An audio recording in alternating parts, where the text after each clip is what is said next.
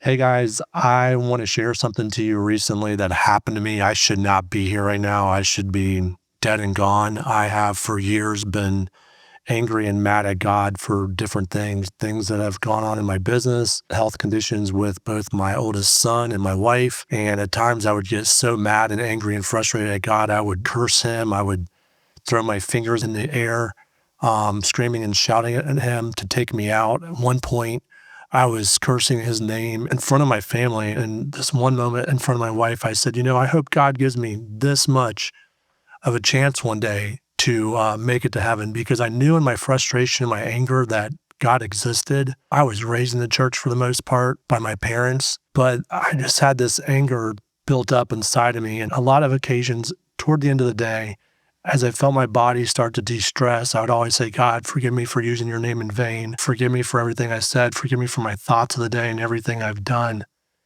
But this one particular night recently, I was coming up from my barn, walking down my driveway, and I kind of threw up this Hail Mary of a prayer. And I said, God, I don't know how you're going to take me out one day. I know people die in car crashes and plane crashes. Whatever you do, don't let me leave this earth unless I'm ready for heaven. And about 3 days later, after saying that prayer, I was on a job site micromanaging my guys, and I felt something come over me between 12 and 1 in the afternoon. I remember that because they were down on the ground and I was still doing some things 2 stories in the air. And I thought, this is just dehydration. I'm hungry. I need to grab something to eat. I need to get some water. And I kind of shook it off. And then that was a Friday. And then on a Saturday, I felt the same wave come over me. I was at lunch with my family and my kids, 8-month-old at the time, 8-year-old and 12-year-old, and my wife. And I'm sitting there again between 12 and 1, and I feel something come over me, and I'm like, I must be dehydrated. So I kind of shook it off. And then on Sunday, this is 3 days in a row now, I'm sitting at my table, we're having lunch, and I say to everyone, I finished eating this grass-fed burger. I've got broccoli in front of me. I've got salad, and I say that because I'm eating healthy for the most part at this point. And I feel this wave come over me, and my back is hurting really bad, my low back. And I say, guys, daddy's not feeling good. I'm going to go lay down for a little bit. So I went in our room. I laid down for about an hour. I woke up, had to run to the bathroom to take a leak. And as I'm turning around, I feel really dizzy, like something's off. I knelt up in my bathtub, splashed cold water on my face, and I could not shake this feeling that I was getting. Again, it was between 12 and 1 in the afternoon. And I yelled for my wife to bring a trash bag, and she thought I was wanting to take out the trash in our bathroom, and that was not the case. When she saw me, she goes, do you feel nauseous? And I go, yes, I think you're going to have to call 911. So she picks up the phone and calls. She's getting ready to call 911. She's following me to my side of the bed, and I just go out. And I hit my dressers, and it was like a shock. Like I could feel myself go out, but I didn't know I was going out. And I busted my face on our dresser next to my bed. Thank God it was the dresser and not the floor at my height. And I remember waking up in a puddle of sweat on the floor, and my wife's asking me questions. One question she asked me is if I was right with God. And of course, as I'm waking up, like I have no idea what's going on with me. I'm like, God, forgive me my sins. Help me with whatever's going on. I don't know what is going on exactly. So paramedics come to the house, and before they arrived, I was in my underwear, and she just said, do you want me to help you get dressed? And I'm like, no, like very faint. I just laid there. When the paramedics came in, they started asking me a bunch of different questions. Do you have chest pain? Do you have this, that, and the other? And I'm like, no. I said, my low back is hurting really bad. And they said, did you feel anything across your chest? And I go, no. I said, the only thing I can describe is felt like a barbell. And the reason I was describing a barbell was not the weight so much. I was just trying to describe a straight line. I felt something kind of run right to left or left to right, just this like electric feeling of a straight line. So when I explained that to them on the way to the hospital, they started doing some tests. They either ran an EKG, they ran something on me, and they were like, we're going to go for a short ride. And after that, I remember them calling the hospital saying, a little more panicky, that we're 10 minutes out. So I get to the hospital. The paramedics and the ambulance have given me aspirin at this point and different things to kind of wake me up.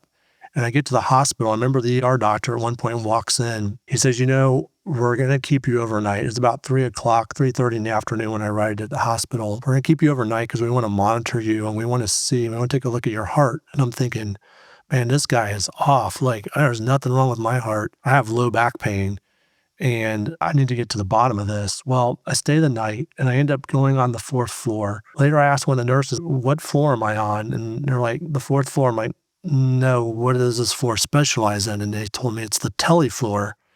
And I'm thinking, I'm in the wrong place. They start running all these tests on me, and test after test, scan after scan, and they can't find anything wrong with me. So I call my wife, and she's at home with the kids. I've already mentioned my son has special needs, and he needs a lot of help at home. So I was at the hospital this entire time by myself. I remember telling her, they can't find anything wrong with me. I'm thinking about signing myself out if this next test comes back okay. So I hang up the phone with her, and she starts praying, God, if there's something wrong with Rob, help them to find it before he signs himself out. 15, 20 minutes after I hung up the phone with her, she says that prayer, and another nurse walks in my room. At this point, I've seen I don't know how many different nurses over a couple of days. And she goes, I just want to let you know they found a blockage, and the doctor's going to come in a minute and talk to you. I just looked at her and said, okay. Well, the doctor walks in and says, hey, I just want to let you know we found a blockage. There's an 80% blockage, and we need to confirm that. Sometimes these scans are wrong. And if that's the case, we're going to let you go home. But if there is an issue, we're actually going to take care of it for you. I looked at him and just said, okay, I've never met this man or anything. He was literally in my room for about 20 seconds. He walks out. And from that moment on, I started looking at the clock going, what's wrong with me? Because I had no clue what was wrong with me. There's this nurse standing in the hallway, and I said to her, I said, ma'am, would you mind taking a picture of what's wrong with me? So I hand her my phone, and she takes this picture. I immediately send it to my wife without reading it. I send it to a cardiologist friend of mine who's several hours away just to get his opinion. And immediately I get a phone call from my wife, and she says to me, do you know what's wrong with you? And I said, no. She said, do you want to know what's wrong with you? I replied, no. She said, well, listen, I just wanted to let you know I was actually on my way to the hospital when you sent me this text. I'll see you in a few minutes. And I said, okay, sounds good. We hang up the phone. She ends up coming to the room, and I get visited by two different pastors that day. They're asking me, are you right with God? And I'm hoping I am. I mean, I've asked God to forgive me of my sins. And in the meantime, I'm watching the clock go around because I'm supposed to be going down on the first floor at 4:30. And I'm like, man, this is going to be my last day on planet Earth, possibly. Like, all the doctor said was, I want to go up your arm and take a peek at your heart to confirm whether or not these scans are accurate. And I'm going, I've heard of this procedure. I've never had it done, but it sounds sketchy to me. Like, what happens if something happens with a vein in the process? And I'm like, is this how I'm going to go? So the time comes for me to go downstairs and be prepped. And I'm signing waivers that I didn't even know what I was signing. The whole time, I had no idea what this blockage was about. I thought, maybe they found some blockage in my arm. I was having pain in my leg. I had fallen recently. I thought, well, maybe there's a clot there. I go through this whole prep process, not knowing what's wrong with me. They eventually wheel me into the room where they're going to go up my right arm, and they begin to prep me. And I said to the nurses, I said, hey, I just want to let you know, I've heard of this process before. I know there's a screen you can watch. I don't want to see this process. And I'm like, no, it's fine. You don't have to. A lot of people don't want to see it. And I go, okay, well, great. That's me. I'm that guy. So the doctor walks in the room, the guy who I met for 20 seconds, and he goes, are you ready for this? And I'm like, yes, sir. So he goes, this first part is going to hurt. And after that, you really shouldn't feel anything. And he began to go up my wrist on my right arm. And yeah, he was right. It hurt. And then after that, I didn't feel anything. And I remember him saying, I'm just laying there on my back, looking up at the lights, looking around the room. I remember him saying, yep, there's a blockage there. You're going to feel me come back out, and I'm going to go in with a stent, and you're going to be feeling better here before long. And again, I just replied, okay. When the procedure got finished, he goes, how long do you think we were in here? And I said, 30 minutes. And he said, 45. And I go, wow. He then said, I want to show you what this looked like.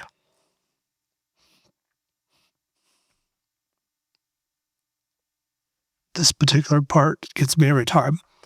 So he pulls back the curtain, and I remember looking at the before image of my heart. And as I'm laying there, I'm looking at the screen now to my left because he uncovered the screen at this point. And he goes, this is what it looked like before. And he goes, and this is what it looks like now with that stent. And I just was thinking, wow, that's crazy. He goes, we're going to wheel you out of here and we're going to go back into the prep room. And there's some things that we need to finish in there. And I said, okay. So they wheel me out. And eventually, I'm back up on the fourth floor to spend the night to be monitored for what was wrong with me. A few weeks later, I'm at home and it really hits me. Like I had no idea why I was there. My wife kept saying, like, is this why you were so calm during the whole process? Like you weren't yourself. You weren't antsy. You weren't nervous. I'm like, yeah, it's because I had no idea what was wrong with me. When the doctor went in to put that stent in, he not only confirmed that I had a blockage. On the scans, it showed that I had an 80% blockage. But when it was actually inside me, he said that it was 90%. And it was the lad. And that's a widowmaker, guys. 12% of people survive a widowmaker. And as I'm sitting at home weeks later, God started revealing things to me. And a couple things were when that doctor walked in for the very first time and he's like there for 20 seconds and I'm just like telling him, okay, like I have no idea what's wrong with me, but I'm trusting my life in his hands. God said to me, you haven't trusted me like that. And you just met this man, human being, and you're willing to trust him in that amount of time. And that kind of hit me. The other thing that hit me was when the doctor said, how long do you think we're in here? It's kind of like a flashback of like how short our time is on planet Earth. Some of us may live to be, child, 10, 12, teens, 20s, 30s. We might live to be 100 years old. But whatever that looks like, life on this earth is so short. And so when he asked me how long we're in there, I felt like God was referencing my time on earth and what have I done with my time? How have I helped people? Yeah, sure, I have. I've helped some people, but I've cursed a lot of people too. And I haven't lived a life honoring to him at all. And one of the other biggest things that God showed me through this whole process is you went through this whole thing not knowing what's wrong with you. And it's like me living in a sinful way, drinking, doing things I shouldn't be doing, cursing, screaming, mad at the world. And it's like different pastors were talking to me and they're like, do you not like see like this is not good? And I didn't want to see. I didn't want to see my sin, just like I didn't want to see what was wrong with me on that screen as they're doing this procedure on me. And God showed me like how many people are walking in sin. They don't want to know they're sinning because they want to feel good. And that was another eye-opening opportunity that he shared with me. And one of the biggest things that I got out of this, and I've shared this story, guys, with so many people, I just decided to do this with you to try to get the word out, to share what God has showed me. I have been on elevators telling this story, restaurants, over the phone with potential clients and past clients. And this next thing really shook me. I've been waking up every morning since, and I feel like God's giving me things, and I'm just grabbing my phone, going in my notes, and writing things down. This one particular night, it was somewhere between 1 and 2 in the morning, and my wife woke up next to me, and she goes, what are you writing now? And I said to her, I said, give me a second. Let me finish writing this. And I was literally in tears. When the doctor pulled back the curtain, again, this was like 2, 3 weeks later, I felt like God showed me in that instant, that's what Judgment Day is going to look like. You've lived in sin this whole time, and your heart is a mess. You've done all these evil things, and look at what your heart looks like. And then he showed me the stent that was put in me was like representing Jesus Christ. And so we can take our sinful, evil heart on planet Earth, and with Jesus Christ, which was representing the stent in this moment, he'll make your heart whole and give you eternal life. When I said that to her, in tears, she's like, wow. She goes, that's what you got out of this? And I'm like, yeah. I've shared this story with so many different people. I've had people cry. I've had different ones say to me, Rob, my wife's a very godly woman. One particular guy said, she goes to Bible study every Tuesday. I've been sober now for 10 years. I haven't smoked a cigarette in a year and a month as of February. I said, listen, I hope I didn't say too much. And he goes, no, you didn't say too much. I'm glad you shared this with me. He goes, in fact, I think I'm going to start going back to church on Sunday. And I've gotten several responses like that. And so that's my point of sharing that with you guys today. And I'm no way, boasting about, God saving me, that I'm one of the 12% clubs at all. I actually had a pastor come up to me after all of this. Hey, high five, you made in the widowmaker club. And I felt kind of reluctant to give the high five because I was like, I don't feel that way at all. I don't feel lucky. I feel blessed. The doctor told me once all this was done, he goes, you are this close to checking out. This all happened to me a couple months ago. You guys are like watching this now, but I couldn't help but go back. I was talking to a guy that I used to do business with. He's retired now. And I was on my breezeway talking to him. I said, I would get so angry and so mad and curse God. And I would literally go, I hope he gives me this much of a chance to make it to heaven one day. And when I replayed what that doctor did and how he demonstrated how close I was when he said, you are this close to going out, I was like, wow, God heard me. He answered.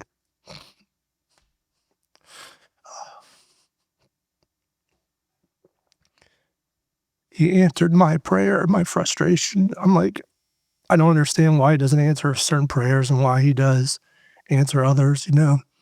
I've cried out to him. I've been mad, frustrated with my son and how much he's dealing with. And, I'm asking God to heal him and it doesn't happen.